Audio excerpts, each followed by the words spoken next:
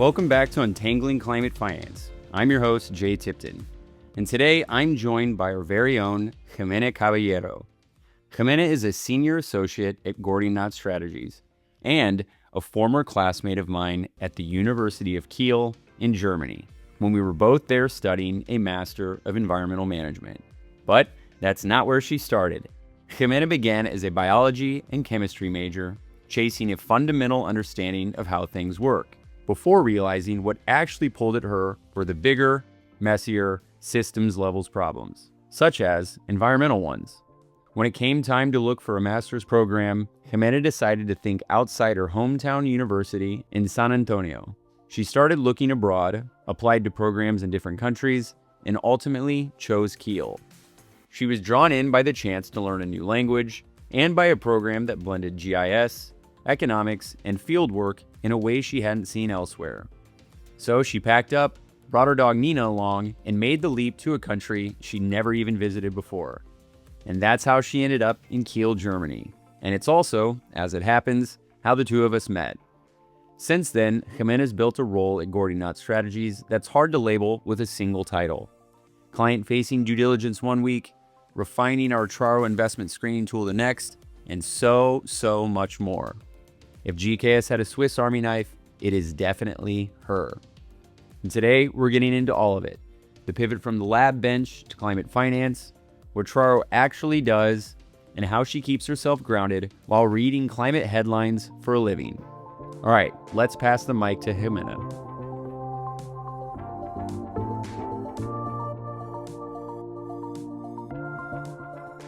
Jimena, welcome to the show. How are you?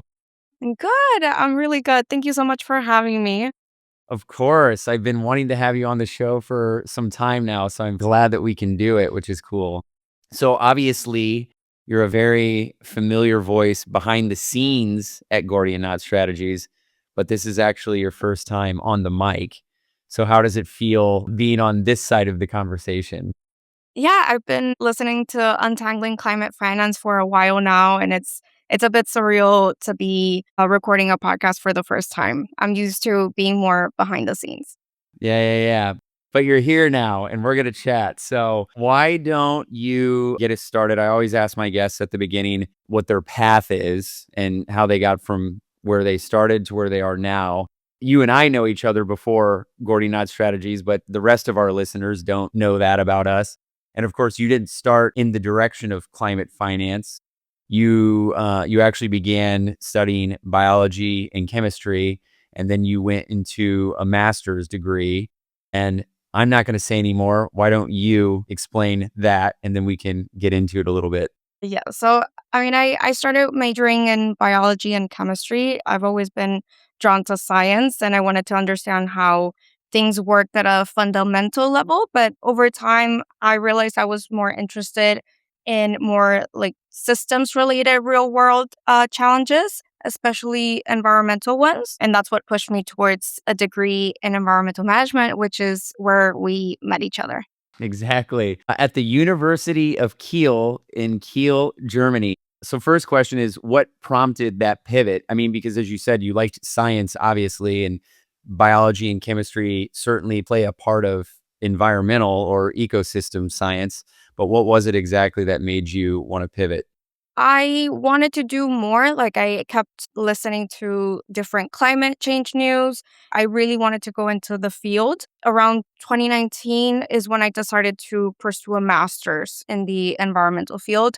And I did apply to the university where I graduated with my bachelor's from in San Antonio, Texas. But unfortunately, the way funding for higher education works meant that I no longer was eligible to receive the grants and scholarships that enabled me to pursue my bachelor's. So I pivoted. I was like, there has to be a better way. Other countries have to do it better. And I found the environmental program in Germany.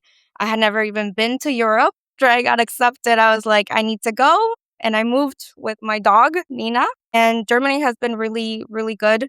They have been ahead in a lot of areas related to environmental policy.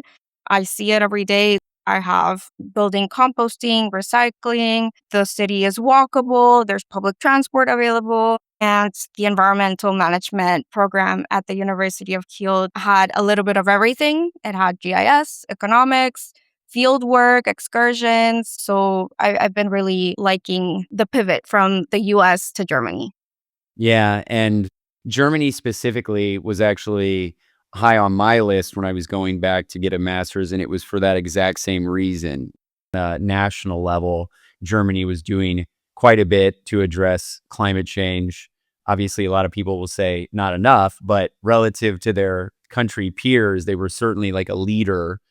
And then, as you know well, and I do, a lot of German people live pretty sustainable lives in terms of, as you said, like composting, biking, walking, all of these things that they can do inside of their control. So it was very much one of the reasons that I was looking at Germany as well. So with that, we align. And then, as you said, Kiel, great university.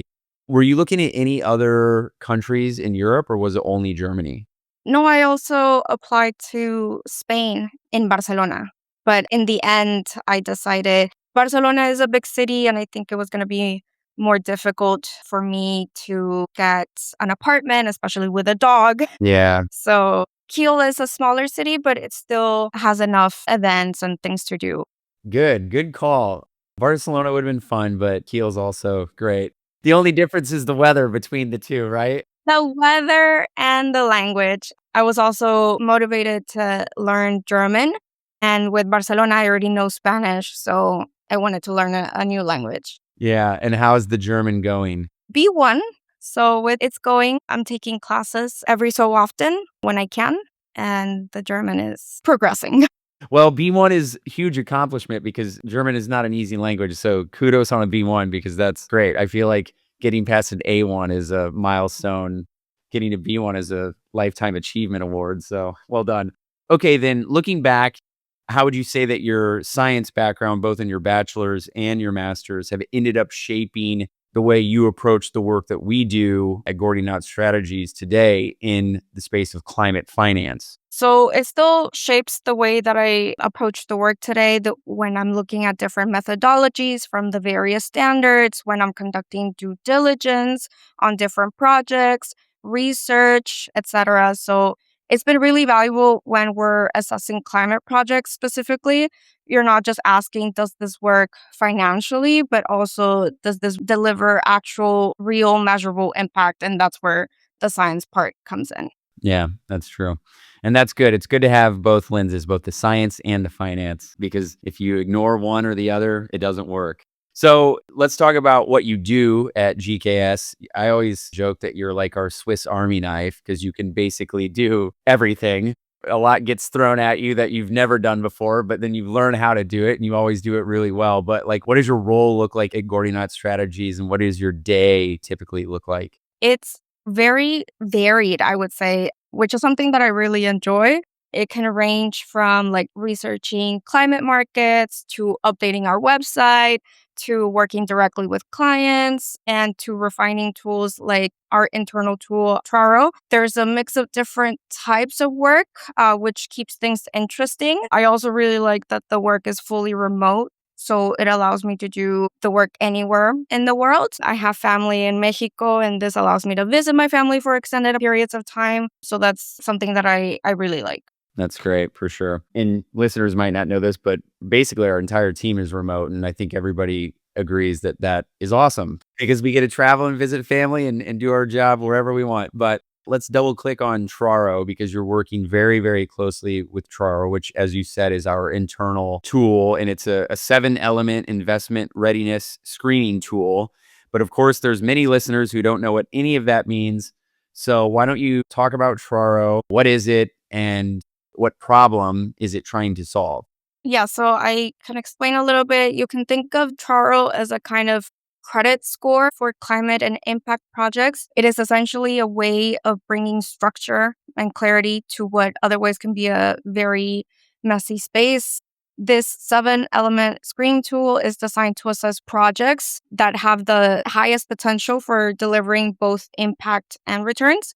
A lot of projects sound promising on paper, but when you dig deeper, there can be gaps, whether it's financial viability? Did they take the local community into account, or how they are measuring their impact? So TRARO helps surface those gaps early, and it helps both sides. So it gives investors a comparable way to assess different kinds of projects, and it gives project developers feedback on what they did well, what is weak, and what they need to improve on.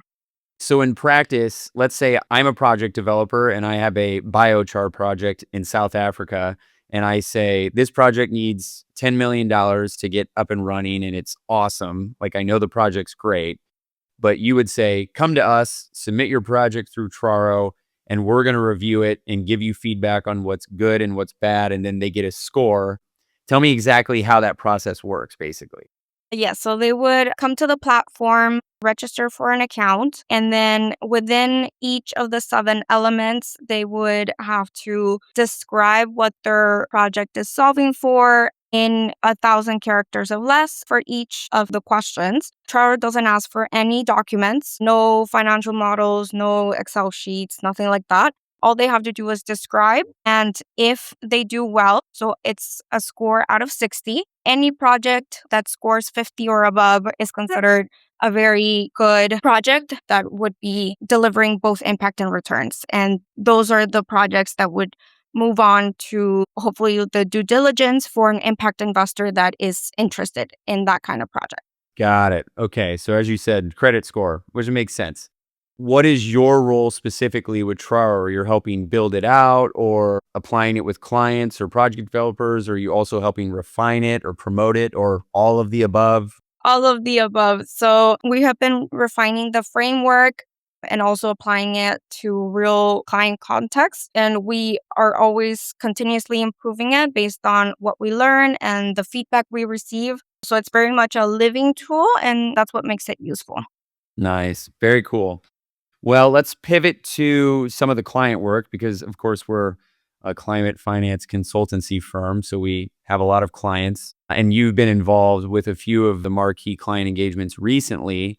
The one that you and I worked on together was City Forest Credits, which is a US based carbon credit registry / standard, whichever term you want to use, that's focused on urban forest protection, preservation, and also planting. And they're doing really great work across the United States in cities that are trying to protect forests. For City Forest Credits, what kind of work did you do? With CFC, I was involved in supporting analysis and thinking through how to position their work within the broader carbon market. And it was an absolute delight working with them. And theirs are like the kind of projects that I wish had higher visibility and more companies paid attention to, because urban forestry is vital, not only to our physical health through improved air quality, cooler street temperatures, Yeah, our mental health by having access to nature and outdoor spaces, but also to promote biodiversity. And the impact is local and felt every day. I feel like anybody that lives in a city or town that goes by like a city park, they love it. They just like it. Or having a place to walk and get some fresh air and a green space. And so I'm with you. Cool. And then, I mean, you don't have to list other clients if you don't want, but what is some other past client work that you've done? Past clients of ours have used TRARO to screen projects and select the top ones that would go on to due diligence. We've also done different market research. And once those projects get past the screening of TRARO, then there's the due diligence phase, which builds on top of the 7 elements of TRARO. And then with that, we do go into more deep analysis of what the project, the financial models and LOIs and risk factors and the credibility of impact. And it's just all about building enough confidence for capital to move while also being honest about where the uncertainty of the project still has. I know you did some work for a very large US based airline, and that was in the carbon market space, and I think helping with their carbon credit procurement. Can you tell me a little bit about that without obviously, naming who it was? Yes, so we help them select certain projects that would fulfill their carbon credit mandate. That was really interesting because it looked at everything, every single aspect of the project, including the people responsible for it, the companies that they were working for, third-party suppliers, all of it. So just to really make sure that the projects that they were going with were going to be the best of the best. Yeah. So an incredible level of deep due diligence, essentially. Yes. Cool. Well, that's good. I'm glad that you're enjoying the client work, and I'm glad that the variety keeps you on your toes because that is fun. Obviously, climate finance is a very broad topic, and a lot of work can fall into that umbrella, which means that there's a lot of diversity of stuff that we can do. So I think curious people such as myself and yourself and the rest of our team really like it because it just means that they're not always doing the exact same thing. It changes up quite often depending on what our client's working on and their objectives are. So transitioning a bit because of talking about our work at Gordian Knot Strategies, this year, early 2026, we published our first ever annual sustainability report, which was reflecting on our own work and what we did basically throughout 2025. And you led that sustainability report. So you're the boss. What was it like putting that together for the very first time, but also as just kind of like a reflection of what we were doing? Yes, it was really nice. The first ever GKS sustainability report, which you can find on the About section of our website. I feel like it forced us to turn the lens on ourselves. We're always screening other people's projects and looking at other companies, but this time we were looking within to see how our carbon footprint was, what the certifications that we have, the awards that we've gotten. So with our carbon footprint, after we measured, and now we can think of ways to lower it. We offset twice our carbon emissions to create a deliverable buffer against uncertainty. We did that because we wanted our climate contribution to be positive instead of just neutral. So that was a really interesting report to put together. Yeah. And I like the way that you frame that, where it's like all of our work all the time is basically analyzing other companies and other projects. And for the first time, it was like taking a deep look at ourselves because that is important to do. And you're right. We're always talking about what other companies are doing, but never about what we're doing. So a good reflection. Was there anything that stood out to you when you were putting the report together, or I guess surprised you when you were reflecting on GKS over 2025? So putting together the report highlighted areas where we still have room to improve. And even though we're a fully remote team, we do still all take flights, especially for our annual GKS retreat, which we really love. We don't really get to see each other all that often, basically once a year. But we're going to keep those things in mind to hopefully make improvements for next year. You know, I write an article every year at the beginning of the year about my carbon footprint. And I always say I'm going to take less flights. And unfortunately, almost never happens. But that is because I have family in the US and friends all over. And so it's just like one I know I need to work on. And for a while, I was doing well. But then afterwards, it kind of got worse. So I definitely need to do a bit more self-reflection there. But anyways, we're vegetarian. I think you're vegan, aren't you? No, vegetarian. We're vegetarian. We ride bikes everywhere. We do a lot of good work. So got to see your family. Yes. We all work remotely. So it is nice to have that in person from time to time. It's just not the same as being in office. But you and I have talked about this offline numerous times. And this was kind of a really sad running joke in my master's program, which was folded into your master's program, but also separate because I was doing part of it in Poland. And kind of the trick with working in climate change is that we're constantly reading a lot of very heavy climate news, both for our research, but then also just to stay up to date what's going on in the world. And that can be really challenging, obviously. So I'm curious, how do you keep from all of that ingestion of heavy news from wearing you down?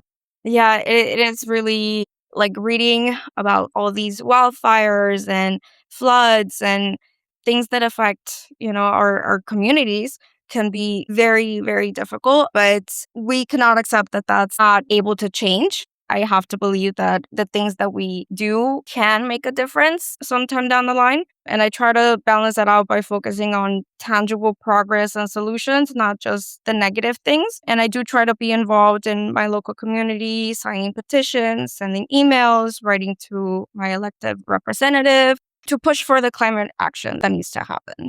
Yeah, the community is such a big part of it, isn't it? Like going around and being with other people that are kind of in a similar boat, but what are trying to do some positive, like that human element of it is just so important. Yeah, definitely. Building community is one of the most important things. Yeah, because if we're not doing it for that, what are we doing it for? Exactly. Yeah. Let's look ahead a little bit. You've obviously been involved in a lot of the work we do at Gordian Knot Strategies, and we know that can be carbon markets or green bonds or insurance products or, innovative financing mechanisms that have nothing to do with carbon markets. So after being with the GKS team now for what, 3 years? Has it been 3 years? 2.5. 2.5. 2.5 years. Cool. What of that, I'm curious, interests you the most? What part of the work that we do is the most intriguing to you? I feel like our tagline, mobilizing $1 billion per year for climate finance, is what interests me the most. I want to make sure that money is flowing to the projects and the places that it needs to be flowing to. So I think that's what is the most interesting. What's something happening in the climate space right now that you're genuinely optimistic about, if anything, but hopefully something? There really is a lot that sometimes doesn't always make the headlines, but there's always projects coming up that deliver real impact. And I try to keep my news positive. I follow people that are constantly reporting on positive climate news. And all of this gives me confidence that we're moving in the right direction, even if not as fast as we'd like to.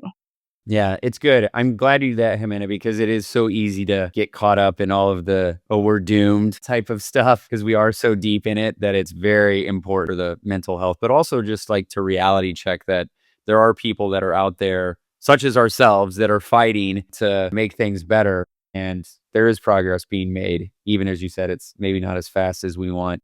And all these heat waves that are happening right now across the entire world this summer is kind of like a reminder of we got to get going faster. Let's go. We do. We really do. Well, that's it. But I always want to give the guests the floor at the very end. If you have any final words that you want to say as the curtain goes down. Yeah, I think there really is no one solution to the very, very complex problem that is global climate change. But we should be pushing. We should be pushing at every level, especially the local.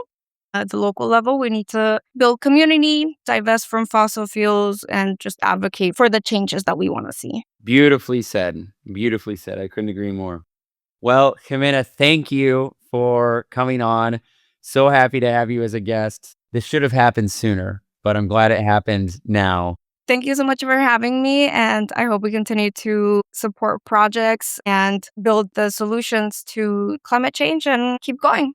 Excellent. I always say to guests, I'll talk to you soon, and that usually means in 2 weeks. But when I say goodbye to you and I'll talk to you soon, it means in 4 minutes. So anyways, I'll talk to you soon. Thank you. Thank you so much. Yep. Ciao. Bye. Jimena, thank you so much for coming on the show. It was great to discuss all the amazing work you do for the Gordian Knot Strategies team and for you to receive a little airtime. I appreciate you sharing your story with the world. And if there's one thing I hope listeners take with them, it's what Jimena said near the end. There is no single fix for a problem as complex as climate change, but that's exactly why it's worth pursuing at every level. If you'd like to learn more about TRARO, our sustainability report, or any of the work we do at Gordian Knot Strategies, please check out the links in the podcast show notes. And you can always reach out to us at info@gordianknotstrategies.com. For a shorter weekly dose of climate finance, impact investing, and carbon markets, check out Sliced, our audio brief, right here on this feed. Well, thanks for listening, and I'll be back again next month with another episode of Untangling Climate Finance. This podcast is brought to you by Gordian Knot Strategies.